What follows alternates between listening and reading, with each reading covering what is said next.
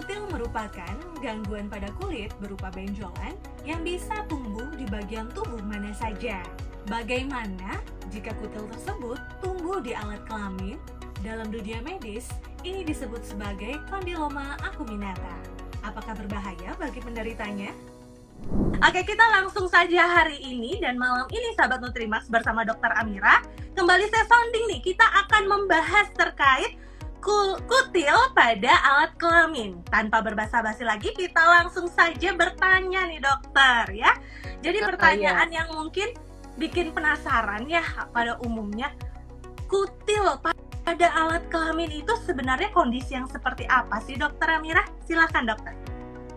Fenomenal ya, mungkin teman-teman semuanya yang nonton hari ini sering lihat video saya di TikTok dan mungkin kebanyakan adalah tentang pasien-pasien yang mengalami kondiloma acuminata atau kutil kelamin. Nah, kutil kelamin ini penyakit menular seksual yang penyebabnya adalah HPV atau Human Papilloma Virus. Nah, seperti apa timbulnya? Ya tentunya di alat kelamin, di vagina pada perempuan, bisa juga di anus, bisa juga di mulut. Biasanya benjol-benjol, gambarannya seperti kembang kol atau brokoli. Semakin besar, semakin luas, ya jelas semakin beresiko untuk terpapar penyakit-penyakit menular seksual lainnya. Karena sebenarnya si kondiloma acuminata ini termasuk tipe HPV yang low risk atau yang resiko rendah. Artinya kalau dibiarkan aja bisa menyebabkan hal-hal yang lebih serius atau keganasan lain di bidang perkelaminan.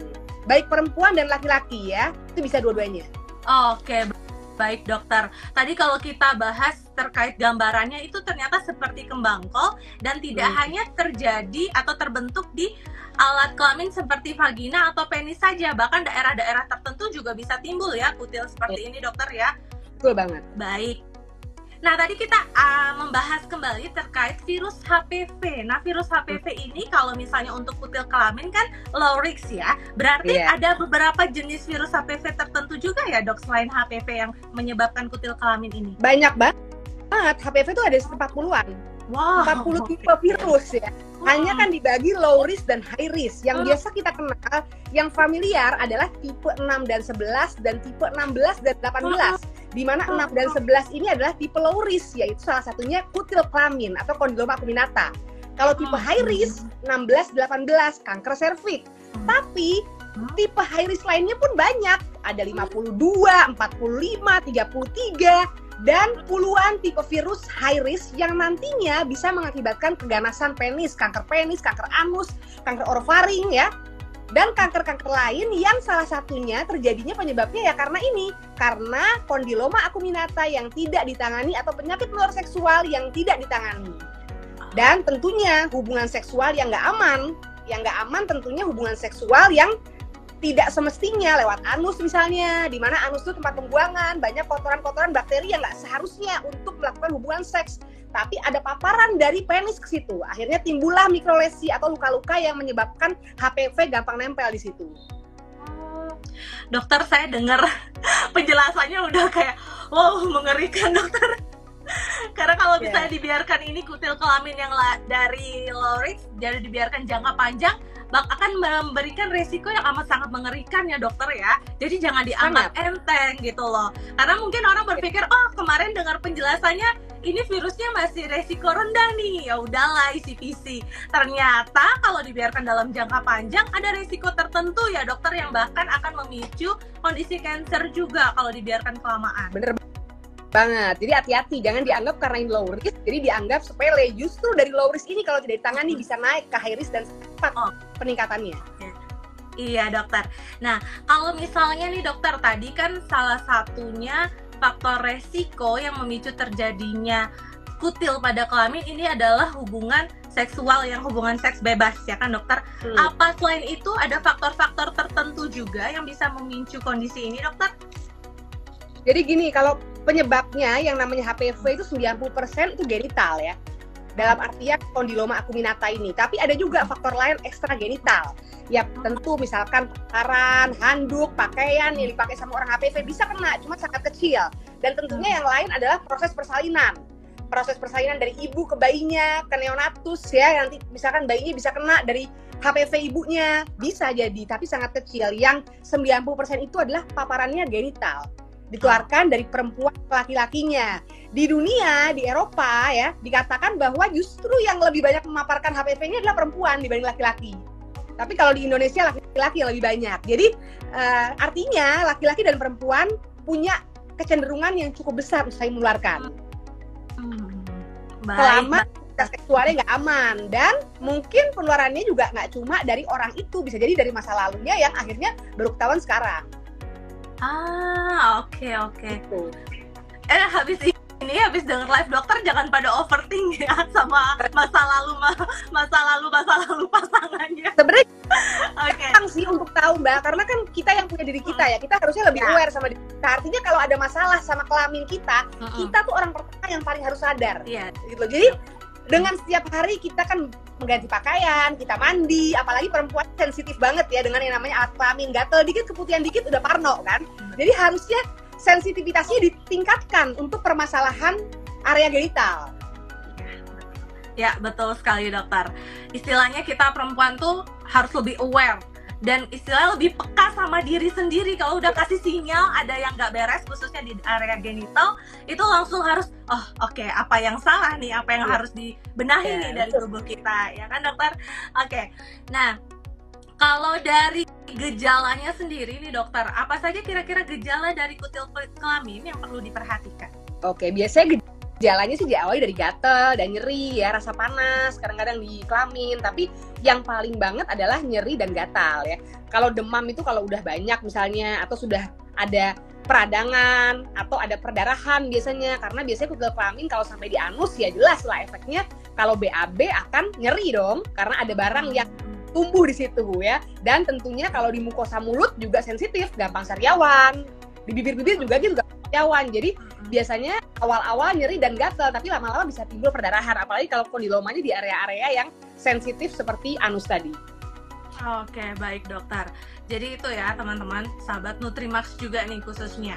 Untuk gejalanya ya, itu apalagi di daerah sensitif akan lebih terlihat sih sebenarnya dokter ya, tidak hanya dirasa seperti gatal, bahkan lama-kelamaan akan timbul adanya pendarahan akibat infeksi tersebut. Begitu ya dokter ya? Betul banget. Oke.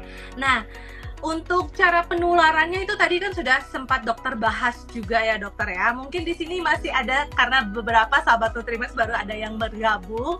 Nah, untuk penularan virusnya nih masih ada yang tanya dokter, emang segampang itu ya sekecil virus bisa memicu penyakit infeksi yang seperti kutil kelamin nih? Ada yang terlewat nih baru join nih dokter. Bagus banget ya, yang nanya keren banget. Jadi sebenarnya mengatakan dari 10 pasien yang terinfeksi HPV itu 8-nya tuh bisa 8-nya bisa sembuh dengan sendirinya, hanya 2 yang terinfeksi persisten. Artinya sebenarnya virus HPV itu suatu virus yang bisa sembuh dengan sendirinya jika imunitas kita cukup baik.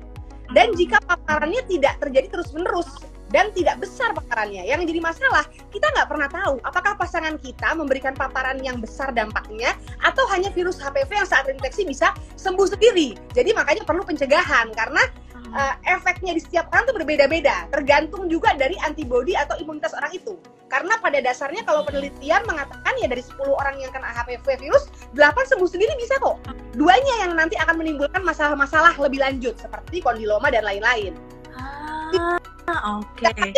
Karena lagi kita manusia yang punya antibodi yang kuat. Beda kalau kita adalah suatu pasien atau orang dengan HIV misalnya ya. Ini tanpa bermaksud kita mengintimidasi orang dengan HIV. Ini memberi contoh bahwa orang dengan imunitas rendah atau orang dengan autoimun misalnya itu akan lebih mudah terpapar virus apapun, termasuk HPV. Tapi kalau kita sehat-sehat aja, paparan untuk kita menjadi infeksi yang persisten itu akan lebih kecil. Tapi nggak boleh dianggap sepele. Tetap perlu namanya upaya pencegahan. Nanti dibahas pencegahannya apa. Gitu. Oke, siap dokter. Kayaknya udah paham banget ya chit-chat sama kami ini seperti apa. Dan dokter, thank you. Nanti sahabat supaya penasaran, supaya yang nonton penasaran. Jadi harus pasti banyak yang nonton. Betul. Jadi lagi biar sahabat Nutrimax nggak langsung dikasih tahu nih sama dokter langsung, oh ya udah dia udah tahu dokter live aja gitu ya. Jangan, nanti di ending session ada pencegahannya. Oke, dokter, di tadi yang sudah dokter sampaikan juga dengan konten-konten dokter yang di TikTok juga ya, itu cenderung ke anak perempuan ya yang mengalami kondisi kutil kelamin ini. Nah, tadi juga sudah disampaikan bahwa kalau masalah gender sebenarnya sama aja, pria maupun wanita, tergantung populasi negaranya. Ya, tergantung aktivitas fisik atau tingkat infeksi di negara-negara tersebut pada pria ataupun wanitanya ya dokter. Nah, sekarang mungkin saya lebih ke mengkerucut jika memang ada seorang wanita dengan kondisi dia mengalami penyakit kutil kelamin ini dokter. Kemudian beliau ini hamil gitu, hamil. Apakah kondisi kutil kelaminnya ini nanti akan berpengaruh ke pertumbuhan janin atau berbahaya bagi janinnya dokter? Silahkan. Kalau penelitian sejauh ini belum ada penelitian yang mengatakan bahwa penularan HPV dari ibu ke bayi itu bisa menyebabkan masalah pada bayinya di masa yang akan datang, ya. Jadi artinya ibu hamil dengan HPV selama diobati ya aman-aman aja. Nah, yang jadi masalah sebenarnya yang dikhawatirkan adalah sebetulnya proses persalinan. Ketika proses persalinan di mana kondilomanya banyak di vaginanya, tentunya yang ditakutkan adalah bayinya saat keluar terinfeksi. Walaupun pada kenyataannya sampai sejauh ini sih penelitian rata-rata menyebutkan bahwa bayinya walaupun lahir normal dari ibu yang dengan HPV, bayinya aman-aman aja kalau dilihat dalam waktu beberapa tahun ke depan. Ya. Jadi sebetulnya nggak ada masalah untuk persalinan dan persalinannya pun bisa normal aja. Tapi kalau virus HPV dari kondiloma itu berkembang, misalkan pasiennya nggak cuma kondiloma, tapi misalkan dengan HIV, karena ini rentan, yang namanya HIV sama kondiloma itu dekat hubungannya. Kenapa? Seperti yang saya bilang, imunitas tubuh berpengaruh. Orang dengan HIV akan lebih rendah imunitas, jadi paparan HPV masuk lebih mudah dan akhirnya timbullah kondiloma. Itu beda cerita kalau kayak gitu. Persalinannya tergantung kondisi ibunya, apakah sudah mengkonsumsi obat ARV 6 bulan atau lebih. Kalau sudah, dia bisa normal. Tapi kalau konsumsi obatnya belum lebih dari 6 bulan, dia harus SC karena HIV-nya, bukan karena kondilomanya atau kutil kelaminnya. Jadi selama hanya kelamin, tidak ada penyakit HIV atau tidak ada infeksi obstetri yang mengharuskan dia SC, dia masih bisa normal dan penularannya pun sangat amat kecil. Dan bahkan dikatakan di beberapa negara besar nggak ada hubungannya antara virus HPV dengan bayi yang lahir apabila ditinjau beberapa tahun ke depan. Gitu. Aman, jadi tenang aja. Yang penting harus berobat gitu. Iya, tapi lain ceritanya kalau misalkan ibunya juga menderita penyakit seksual lain, sifilis, gonore, nanah. Nah, itu nanti akan berakibat buat bayinya. Tapi kalau hanya sebatas di HPV virus nggak ada masalah. Berarti kalau saya bisa menyimpulkan intinya kalau di dalam kasus ibu hamil ini tergantung penyakit infeksi penyerta yang memang sudah ada ya di kondisi ibunya ini ya dokter ya. Betul ya. Itu penting. Jadi karena kalau hanya berdiri sendiri si kutil kelaminnya, ya kita hanya aja. Bayinya kita pantau biasa. Tapi kalau dia memiliki penyakit-penyakit infeksi lain yang menyertainya, ya kita mesti pastikan dulu penyakit-penyakit itu bisa nggak kena ke bayinya. Kalau bisa kena, ya kita lakukan tindakan, injeksi atau apapun. Oke, baik. Nah, maka dari itu, sebelum program kehamilan dari awal sudah dicek terlebih dahulu, entah untuk persiapan kehamilannya atau mengidentifikasi atau mencari tahu adakah penyakit infeksi tertentu di dalam tubuh kita, begitu ya dokter ya? Karena kadang kan sebelum menikah, bener. Iya, maaf dokter.